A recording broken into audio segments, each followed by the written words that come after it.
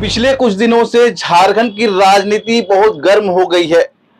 कुर्मी जाति को एसटी सूची में शामिल करने को लेकर खासकर जेएलके पार्टी जो कि जयराम महतो की पार्टी है, उसको लेकर काफी अंदरूनी कलह देखा जा रहा है। निशा भगत को निकाले जाने के बाद आदिवासी संगठन पूरे तरह से उग्र हो गए हैं और जेएलके पार्टी का जयराम महतो का विरोध भी कर रहे हैं। अभी कुछ ही समय पहले एक सर्वे डाला गया था और इसमें देखा जा सकता है कि 6000 लोगों ने इसमें प्रतिक्रिया दी है और सवाल पूछा गया था, क्या जेएलके सच में सिर्फ कुर्मी महतो की पार्टी है या यह पूरे झारखंड की आवाज उठाने वाला नया विकल्प है। 38% लोग हाँ कहते हैं ये जेएलके कुर्मी पार्टी है और 58% लोग नहीं, पूरे झारखंड की आवाज है और 4% पता नहीं। यानी कि जेएलके और जयराम महतो का इमेज प्रभावित हुआ है। शायद इसीलिए उनकी तबीयत भी खराब है, उनके कई नेताओं की तबीयत खराब है। स्लाइन चढ़ते हुए कई आपको फोटो मिल जाएंगे सोशल मीडिया में और कुछ लोगों ने फोन उठाना बंद कर दिया है। बड़ी मुश्किल से हमें मिले हैं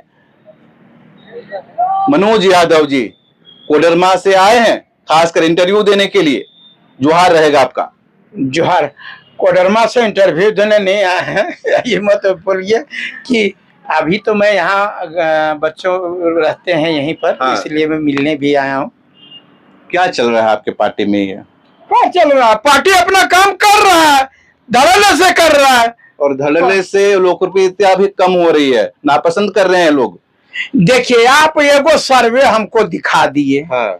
कि इतना आदमी बोला, 38% बोला कि कुर्मी पार्टी है, वह तो आप 38% बोला है। अभियोग जो है सो 58% बोल रहा है कि नहीं है। तो 38 ज्यादा होता है कि 58 ज्यादा होता है? ओकर लगभग दुगुना है। आप इस बात को समझिए। ग्राफ घटा है कि नहीं घटा? ग्राफ कैसे घट जाएगा जी? अब रोज दिन जो सब जगह बड़ा बड़ा प्रोग्राम हो रहा है तो ग्राफ घटेगा। ये चीज जो है, देखिए, आप छवि बिगाड़ने का मैं बता रहा हूं कि लोग करने का हो जाता है। आप बोलते हैं कि कुर्मी का पार्टी है, आपने हमको सर्वे दिखा दिया कुर्मी का पार्टी है, तो आपको मैं बता रहा हूं धनबाद से 1 लाख अंसारी लड़े थे धनबाद का लोकसभा चुनाव। कोडरमा से मनोज यादव लड़े थे, हजारीबाग से संजय मेहता लड़े थे। इस बात को जानते होंगे आप। तो ये कुर्मी पार्टी नहीं लड़ता तो ये से कैसे लड़ते?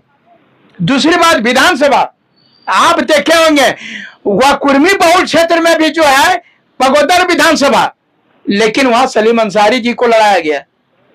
आप देखिएगा, कुर्मी तो वह बरकठा विधानसभा में भी था, तो वहां खड़ा करके वह फिर महेंद्र मंडल को कैसे लड़ाया गया? ये लोग देखिए, वह झूठ में उनका ये करते रहते हैं कि ये कुर्मी का पार्टी है। कुल मिला करके बोल रहे हैं नबरा मौगी सबके भौजी। अभी हमारी पार्टी छोटी है और बड़े बड़े मगरमच्छ लोग हैं, हमको निगलना चाहते हैं। और वही बता रहे हैं ना कि सीधा बात, जो वो कहावत नहीं करें कि अमीर के घर पर बैठा कौवा भी मोर लगता है और गरीब घर का भूखा बच्चा भी लोगों को चोर लगता है। तो ये बात जो हम कह रहे हैं, आप पूरी तरह से इसको आप नहीं समझ रहे हैं। बड़े बड़े पार्टी जिसको पेट में दर्द हो रहा है कि जयराम महतो 2 साल में आया, यहाँ चल गया, हमको बर्बाद कर दिया। किस पार्टी को दर्द हो रहा है? कौन सा बड़ा पार्टी? अरे सब बड़का पार्टी को दर्द हो रहा है, चाहे तो वो भाजपा रहे, चाहे जेएमएम रहे, चाहे कांग्रेस रहे, चाहे आजसू रहे, सबको वो दर्द हो रहा है कि ये आया है। और एक जो मुहिम छेड़ा गया झारखंडियों के लिए, 1932 का खाद्यान्न हमारी पहचान, तो ये चीज को जो है और लोग उसको सराहे, लोग उसको पसंद भी किया। और मैं तमाम बता रहा हूँ कि जितना भी आप पार्टी से निकाल दिए मान लीजिए निशा जी को, तो निशा जी इसके पहले अगर यदि कुर्मी पार्टी होता तो निशा जी को तो वह चुनाव नहीं लड़ाना चाहिए। कौन हमको जान रहे थे कि निशा जी जीत जाएगी, हार जाएगी, जो कुछ होगा। हम तो वो सीट को लेकर के भी नहीं चल रहे थे। तो अगर कुर्मी पार्टी बोलता कल बकर के वहां पर हम लोग खड़ा करेंगे इसको, तो मजबूरी था ना, रिजर्व सीट था। हमको क्यों वो खड़ा करेंगे? कौन वो जीत करके, कितना उनका वो व्यक्तिगत चेहरा था जो कि वो जीत जाती। आपके पास चॉइस था, अगर चॉइस होता कुर्मी को खड़ा करने के लिए तो आप कुर्मी ही खड़ा कर देते जयराम जी। नहीं थे कि यही से तो बता रहे हैं कि आप जो बता रहे कि तो जब वह बढ़िया से जान रहे हैं कि एसटी के क्षेत्र में एसटी को ही खड़ा किया जा सकता है, तो एसटी हमारा दोस्त रहेगा तब ना जी। अगर हम खाली कुर्मी कुर्मी करेंगे तो एसटी हमारा दोस्त कैसे बनेगा? तो एसटी हमारे पार्टी से दमयंती मुंडा जी 28,000 32,000 वोट लाई, क्या वो कुर्मी जाति से थी? ये चीज कुछ बता रहे हैं खाली लोग, आरोप प्रत्यारोप। शेर शेरनी तो ढेर हो गए हैं जी, बीमार पड़ गए। जैसे ही निशा जी मुंह खोली वो बीमार पड़ गए। देखिए एक बात बता रहे हैं कि उनके कहने से कोई वह बीमार पड़ जाता है, शेर शेरनी। मनोज यादव का बीमार पड़ गया है? बीमार पड़ने के लिए कोई भी व्यक्ति बीमार पड़ सकता है, शेर भी, शेरनी भी, या कमजोर आदमी भी, या कोई भी बीमार पड़ सकता है। तो आप हैं, आप लोग जो है नहीं पड़े हैं, तब हम लोग देखिए कि नहीं असली शेर, देखिए हम हर आवाज उठाते हैं। नहीं, हम कृष्ण भगवान है भैया, हम जो सच, हम सच छात्रों की आवाजों को आप पूरे राज्य में फैलाए, उनका हक दिलाए हैं। संघर्ष आंदोलन सब पूरा झारखंड देखा है।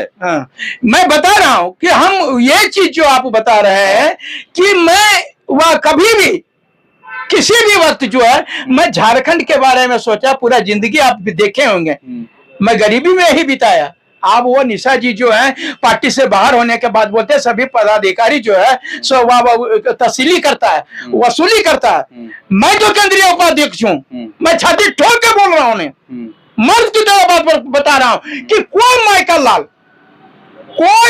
लाल बोल दे कि मनोज यादव 5 रुपया भी किसी से कलेक्शन किया है, अगर 5 रुपया, मैं केंद्रीय उपाध्यक्ष हूँ। आरोप आप पर नहीं लगा है। आप बोले कि सारे पदाधिकारी, मैंने नहीं बोला, मैंने कभी नहीं बोला है। आपने नहीं बोला, दूसरी बात है, लेकिन उन्होंने कहा सारे पदाधिकारी। हम तो बोल रहे हैं साबित कर दो, हम राजनीति से संन्यास ले लेंगे, हम राजनीति से संन्यास ले लेंगे। ये आरोप निशा भगत ने सब पर नहीं लगाया, 2 लोगों का नाम लिया था, वो आपको पता है वो कौन कौन है, तो फिर इस पे इतना उग्र होने का जरूरत नहीं है। मैं उग्र नहीं हूँ, हमको काहे उग्र होना है? वो तो मेरी बहन है। आज मेरे, अगर आप बहन को शादी करके विदा कर देते तो दुश्मन नहीं हो जाती है, और कर्मा में फिर बुलाएंगे। आप ऐसी मत बोलिए, बहन है, कर्मा तो वही बढ़े, कर्मा में आएगी। अगर यदि कोई बहन को विदा किए हैं तो फिर ले आएंगे कर्मा में, जो कि ऐसा मेरी परंपरा रही है। तो वह विदा किए आप लोग, ठीक है, तो आपने वो नियम क्या था, वो कायदा कानून क्या था जिसके तहत आप लोगों ने विदा किए? मैं वो अनुशासन कमेटी का मैं सदस्य नहीं हूँ, वैसे आसपास मैं अनुशासन कमेटी का सदस्य नहीं हूं, और इसके कारण उसकी जानकारी मुझे नहीं। तो ये अनुशासन कमेटी के लोग होते तो हमको ज्यादा हर संगठन का कोई ना कोई नियम कानून होता है, संविधान होता है। अनुशासन कमेटी आपके पार्टी का संविधान क्या कहता है? संविधान है पूरी तरह से क्या कहता है? हाँ, संविधान यही कहता है कि अगर यदि कोई पार्टी विरुद्ध काम होता है तो उसको शोकोज किया जाएगा। शोकोज के बाद अगर यदि अनुशासन समिति उस पर जांच करेगी, जांच करने के बाद दोषी पाए जाने पर उसको पार्टी से निष्कासित किया जाएगा। अब मैं अनुशासन कमेटी का नहीं हूँ, मैं संविधान पढ़ा हूँ, जो जानता हूँ स्पष्ट शब्द में। एक बात बताइए, क्या उनको निकालने से पहले जयराम जी और बाकी लोगों से किसी तरह की कोई चर्चा हुई थी, फिजिकली या फिर ऑनलाइन, वर्चुअल? वो दोनों के बीच नहीं, आप लोगों कोर कमेटी होगा ना, आप पार्टी के उपाध्यक्ष हैं। तो देखिए इसमें से इसीलिए बोल रहा हूँ कि ये अनुशासन समिति डिसाइड करती है, और मैं केंद्रीय उपाध्यक्ष हूँ, मैं अनुशासन कमेटी का सदस्य नहीं हूँ। तो वहाँ क्या हुआ कि नहीं हुआ, और वो सवाल मुझे पूछिएगा तो मैं सुभाष जी नहीं बता पाऊंगा। मैं आपसे आग्रह करता हूँ क्योंकि जो देखिए मनोज यादव जो बोलता है सो सच बोलता है। आप लोग का इंटरनल कोई ग्रुप होगा, ऑनलाइन ग्रुप होगा? नहीं, वो ऑनलाइन ग्रुप नहीं, अनुशासन समिति होती है, वो अनुशासन समिति उस पर डिसीजन लेती है। अब अनुशासन समिति ऐसा थोड़े कि जेपीएससी का है तो जाकर के अनुशासन समिति में कौन कौन है? ये नहीं, मुझे नहीं, अभी बहुत पार्टी के वरीय अध्यक्ष हैं। वरीय अध्यक्ष हूँ, लेकिन विशेष मैं बता रहा हूँ अनुशासन समिति में जो लोग सदस्य लोग हैं उसमें से, और उसका सर्वे सर्वा हमारे वह सुप्रीमो रहते हैं। अच्छा, तो राजेश रतन जो महासचिव हैं, केंद्रीय महासचिव हैं, वो सदस्य हैं क्या अनुशासन समिति के? पिछले बार तो थे, पता नहीं, अभी तो वो अभी नया। आपको क्या पता है सर पार्टी के बारे में? आप पार्टी के बारे उपाध्यक्ष में, हैं अरे सर। भैया अनुशासन समिति के बारे में नहीं हाँ। पता है, तगर बात सब पता है हमरा। कौन कौन है, कौन कौन नहीं है, अच्छा, कैसे आपको काम बताइए, करता है? सुनिए मैं बता रहा हूँ। देखिए इतनी बड़ी पार्टी में हाँ। आप हमरा पूछिएगा कि कौन कहाँ है, आप हमारा 73 गो 74 गो उपाध्यक्ष है, नहीं, जानकारी होना चाहिए। नहीं और जब इतना बड़ा घटना घट गया और सवाल हर तरह का उठ रहा है, तो हम आपसे सवाल पूछेंगे और जवाब मिलना चाहिए। आपको पूरे पूछने का अधिकार है। मैं बता रहा हूँ कि हम लोग वह 73-74 को जो है सो क्या कहते हैं विधानसभा चुनाव लड़ा। अब के कहाँ से लड़ेगा उसका सबका नाम पूछिएगा वो तो गया सो, तो लेकिन अभी जो नहीं उस पे हम आ रहे हैं। तत्काल में भी बता रहे हाँ। हैं 169 पदाधिकारी हमारा केंद्रीय लेवल का है।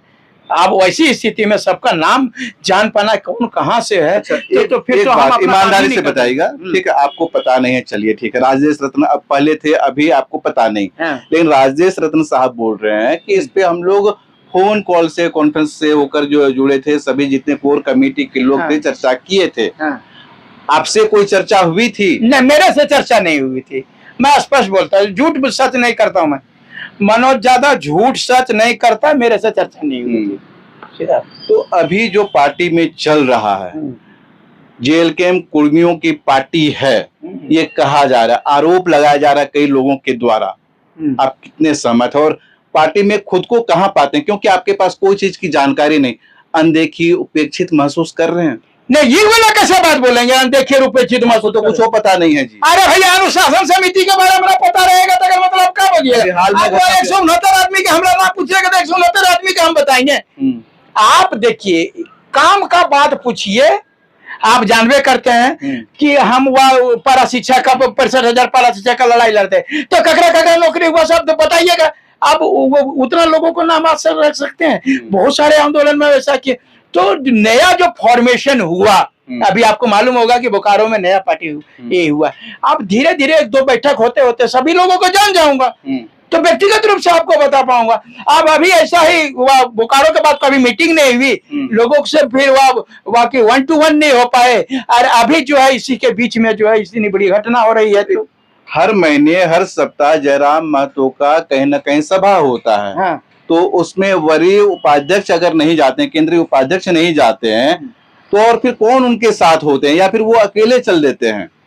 ये देखिए, आप केंद्रीय उपाध्यक्ष नहीं गए या मैं कोडरमा में रहा, आप किसी से मिल नहीं पाते हैं, किसी के बारे में जानकारी नहीं, ये तो चिंता का विषय है ना। नहीं देखिए, एक को बता रहा हूँ, मैं कोडरमा में रहता हूँ, और अगर यदि मान लीजिए उधर वह सिल्ली के तरफ में या कहीं कुछ होता है, तो जो प्रोग्राम से यदि हमको निमंत्रण मिलता है तो मैं निश्चित उसको अटेंड करता हूँ। और अगर यदि वह आयोजक कमेटी जो है वो किसको किसको आयोजन करे, और जो आप बोल रहे हैं अगर यदि वैसा भी कुछ होगा 6-5 तो हम नहीं कर सकते हैं। लेकिन इतना बात बताएं, मनोज यादव निश्चल है, मैं कृष्ण भगवान हूँ, सीधा बात इतना ही जानता हूँ। हमको सब चीज दिखता है, बात है, लेकिन अब सब चीज दिखता है तो सबको बता नहीं दे। सबको बता दिए थे महाभारत में का कृष्ण भगवान कि सब तुम लोग महाभारत में मरोगे। वो जानते थे ना, महाभारत में सबको जानते थे नहीं कि मरेगा सबको। विषय वस्तु से मैं हट के नहीं बोल रहा हूँ, तो मैं बता रहा हूँ। चुनाव के पहले संजय मेहता पार्टी से बाहर हो गए, उसके बाद आपके रिजवान क्रांतिकारी को बाहर किया गया, एक कोरी, एक मुसलमान, और उसके बाद एक आदिवासी महिला जो सशक्त होकर, मुखर होकर अपना समाज के लिए बात करती थी। देखिए आपको मैं बता दूं, नंबर भी आ सकता है। अरे भैया, नंबर ही धरती का रंगमंच है, किसी का नंबर आएगा। यहाँ जो आया है वो यहीं रहने नहीं आया है। वो कितनों अपने को ताकतवर समझ ले, बलवान समझ ले, सबको एक दिन जाना है। वह कब अटल बिहारी वाजपेयी से बड़ा कोई नेता नहीं था।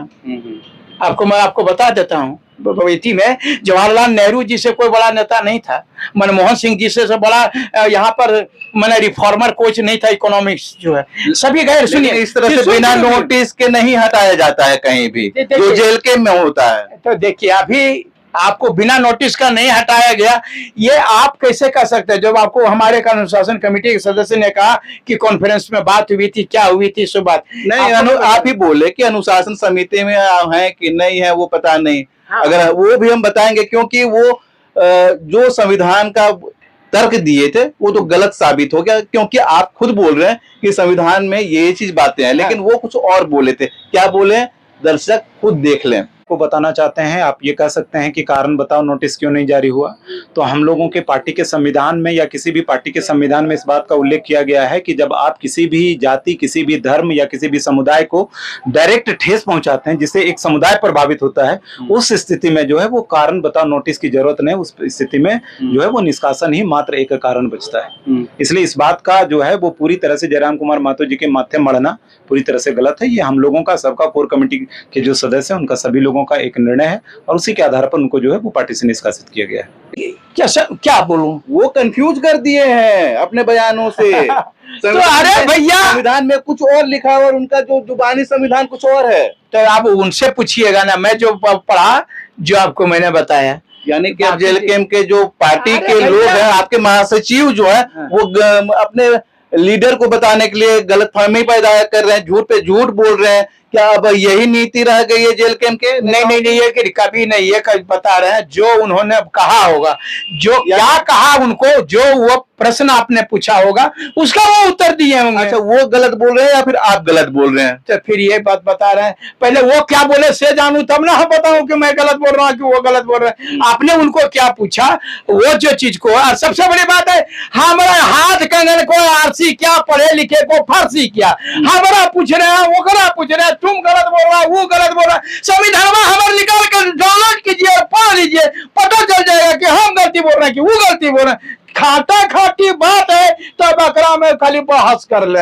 लेकिन निशा भगत का तो पार्टी में अनदेखी हुआ है, उपेक्षित वो महसूस कर रही थी, और कहीं ना कहीं अब आपका भी अनदेखी हो रहा है। आपको पार्टी में क्या कुछ हो रहा है आपको जानकारी नहीं दी जा रही है।